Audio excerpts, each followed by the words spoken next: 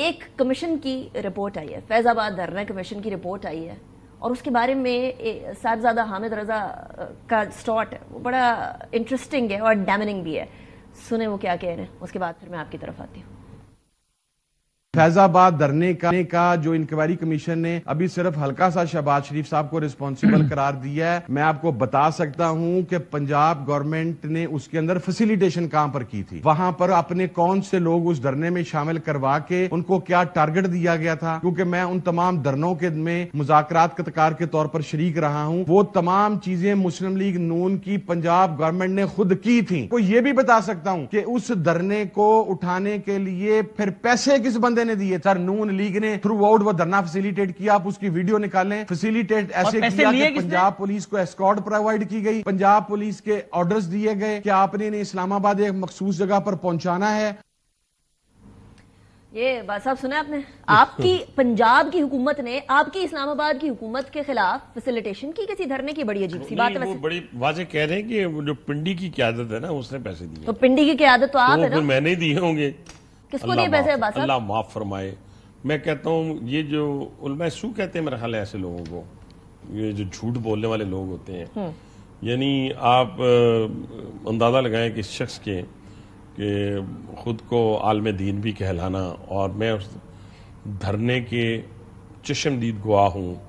اور گواہی اس لیے میری کہ دیکھیں ایڈمنسٹریشن کو ہم لوگ دیکھ رہے تھے کہ کیسے حالات کو قابو کیا جا رہا ہے، کس طرح کیا کیا جا رہا ہے. کسی جگہ کے اوپر بھی ہمارا تو ایک کارکن بھی اس میں ملوث نہیں تھا. انہوں نے کہا پولیس نے فیسیلیٹیٹ کیا. پھر رپورٹ کہہ رہی ہے، یہ رپورٹ میرے سامنے پڑی ہے، رپورٹ جو کہہ رہی ہے باقاعدہ سیکیورٹی فراہم بہت ساری ہمارے جو اعلیٰ عہدیداران ہیں، حکومتی عہدیداران ہیں، اس رپورٹ کو مسترد کر چکے ہیں. یہ آپ ذہن میں رکھیں. دوسری بات یہ ہے کہ میں ان مذاکرات میں بھی شامل رہا ہوں اور جو ٹی ایل پی کے ساتھ ہو رہے تھے، اور ہماری کوشش یہی تھی کہ کسی قسم کا جانی نقصان نہ ہو. یہ حکومت کی مرکزی حکومت تھی یا صوبائی حکومت تھی، دونوں کی ہماری یہ کوشش تھی کہ جانی نقصان نہیں ہونا چاہیے.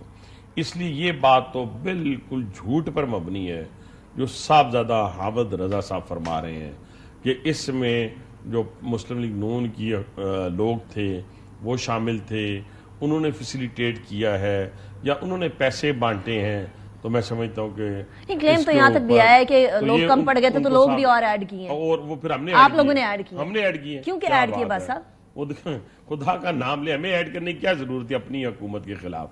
ہمارا یہی تو سوال ہے، یہی تو معمہ ہے. دیکھنا اگر وہ فیض آباد کیا یہ ٹگ آف وار تھی پی ایم ایل این کے اگر درمیان؟ مری روڈ پہ بیٹھتے ہیں تو پھر بھی ہماری حکومت، اگر وہ فیض آباد میں جا کے بیٹھ گئے تو پھر بھی ہماری حکومت. تو ہمیں کیا ضرورت تھی کہ ہم مری روڈ پہ گولی چلائیں ان کے اوپر، یا ہم ان پہ فیض آباد پہ گولی چلائیں؟ ہمارا ایک ہی گھر ہے، ایک ہی گھر میں ایک جگہ سے بیٹھنے کی بجائے وہ دوسری جگہ جا کے بیٹھ گئے، مری روڈ پہ بٹھانے کی بجائے اگر وہ فیض آباد میں بیٹھ گئے ہیں. یہ ہم اب کھلا سیکرٹ ہے کہ پی ایم ایل این میں دو دھڑے ہیں، اور پی ایم ایل نہیں ہے دھڑے. مریم نواز صاحبہ کا دھڑا الگ اور شہباز شریف صاحب کا دھڑا الگ نہیں ہے. کس نے کہا ایک ہی دھڑا ہے؟ It's an open secret now. Anika ایک بات سنیں، نہیں نا آپ خود اپنی طرف سے بنا لیں. نہیں وہ میں تو اس بیسس پہ کہہ رہی ہوں جس بیسس کے اوپر لوگ اب باتیں کر رہے ہیں، بیانات دے رہے ہیں. سنتی جائیں.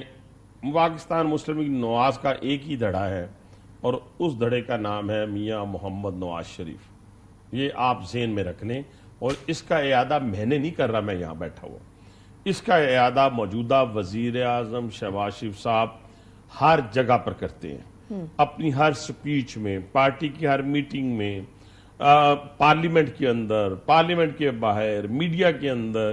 اگر کوئی شخص بار بار ذکر کرتا ہے، وہ مریم نواز صاحبہ ہو، ہماری باقی سینئر لیڈرشپ ہو، سب کا جو اس وقت شرح صدر ہے وہ میاں محمد نواز شریف صاحب. اچھا، آپ نے صدر والا لفظ استعمال کر ہی لیا. میں نے سنا پی ایم ایل این کے صدر واپس میاں نواز شریف صاحب بن رہے ہیں. میں کہتا ہوں اگر بن جائے تو اور نہیں، آپ تو اندر کی خبر بتائیں نا. اندر کی خبر تو تب بتاؤں نا، تجزیہ نہیں، خبر. نہیں خبر. میں ایک تو مجھے نا ہماری دوسری لیڈرشپ کی طرح جو ہمارے بہت سارے لوگ ہوتے ہیں بڑا شوق ہوتا ہے کہ بڑھ جڑ کر نا ویسے ہی بتا دینا تاکہ خبر بن جائے. نہیں، خبر نہیں بنانی. دیکھیں ہم نے حقیقت پہ مبنی گفتگو کرنی ہے. میرا پہلے بھی یہ خواہش تھی اور میں پارٹی میں یہ کہتا رہا کہ ہمارے حکومتی عہدے اور پارٹی عہدے جو ہیں وہ الگ الگ ہونے چاہیے. ڈیسائیڈ ہو گیا؟ ہم نے ابھی نہیں ہوا. ابھی نہیں ہوا. کیا اس پروسیس میں دیکھیں ہے؟ نا ابھی ہوگا, یہ بھی نہیں مجھے پتا, لیکن سی ایس سی کی میٹنگ تو نہیں ہوئی نا جس میں یہ ڈسکس ہوا ہو. لیکن یہ بات کدھر سے شروع ہوئی ہے؟ جنرل باڈی کا اجلاس بھی نہیں ہوا, جنرل باڈی کا اجلاس بھی نہیں ہوا.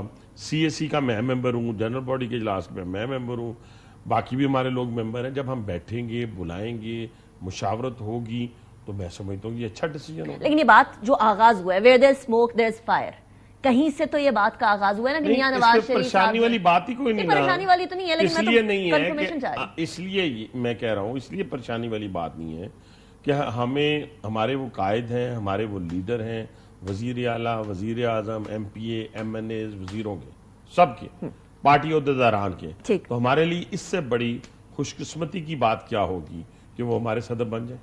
اچھا لیٹس گو بیک, جن کو زبردستی صدارت سے ہٹایا گیا تھا, لیٹس گو بیک, یہ بھی سن لینا, نہیں سنیں نا, اس طرح تو نہ کریں. بالکل فرمائیں. ان کو بھی صدارت سے زبردستی ہٹایا گیا تھا اور پھر مجبوراً شہباز شریف کو پریزیڈنٹ بنایا گیا تھا. تو شہباز شریف صاحب مجبوراً پریزیڈنٹ مجبوراً نہیں بنے نا, جب ان کے قائد سے ایکسپٹیبلٹی تھی جو کارکنان ہیں ان میں شہباز شریف صاحب کے مجبوراً پریزیڈنٹ بننے. کیوں نہیں, 8 سال ہو گئے ان کو صدر بنے ہوئے.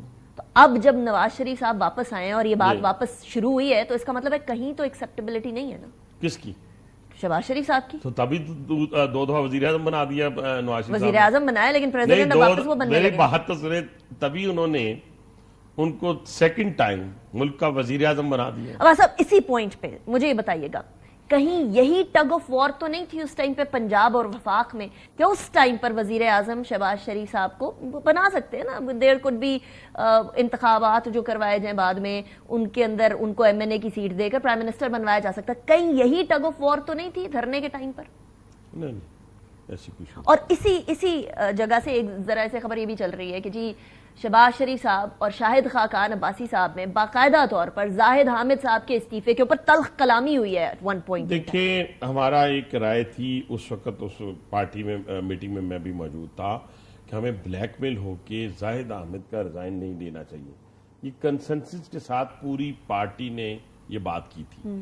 یہ کوئی اکیلا میں نہیں تھا, کوئی اور نہیں تھا.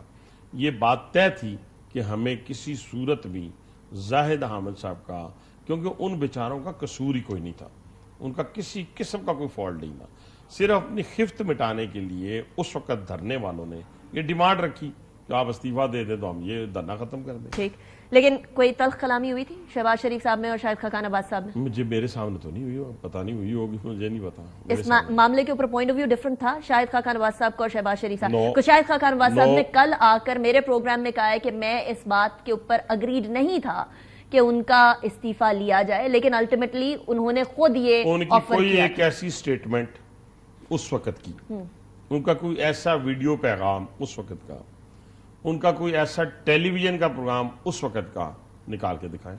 کس چیز پہ؟ اس چیز کے اوپر کہ میں ایگری نہیں کر رہا تھا اور میں نہیں چاہتا تھا کہ زاہد احمد ریزائن. نہیں, وہ تو کل میرے پروگرام میں انہوں نے کل نہیں, میں اس دن کی بات کر رہا ہوں. اس دن کو چھوڑیں, اس دن تو اون کرنا تھا. یہ کیا بات تھی, پرائم منسٹر تھے نا, he had to own it. یار وزیر اعظم تھے نا, تو وہ اس وقت کہتے نا اس وقت کہ جی میں اتفاق نہیں کرتا لیکن مجھے دبایا جا رہا ہے.